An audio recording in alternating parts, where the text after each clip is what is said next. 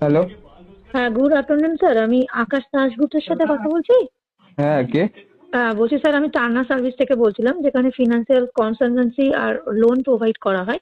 এই মুহূর্তে আপনার কোনো লোনের রিকোয়ারমেন্ট আছে স্যার? হ্যাঁ হ্যাঁ, লোন তো লাগতো। আচ্ছা আচ্ছা, এর আগে কোথাও লোন নেওয়া আছে বা নিয়েছেন, শোধ হয়ে গেছে না এরকম না কিছু? না, আগে কোনো লোন নিইনি। কোনো আরে প্রোডাক্ট অ্যাকচুয়ালি কি? পৌনে চারটে বাজে, খুব খিদে পাচ্ছে আমার, বিরিয়ানি খেতাম ওই জন্য। হ্যালো। হ্যাঁ বলছি, পৌনে চারটে বাজে খিদে পেয়ে গেছে, একটু বিরিয়ানি খেতাম ওই জন্য।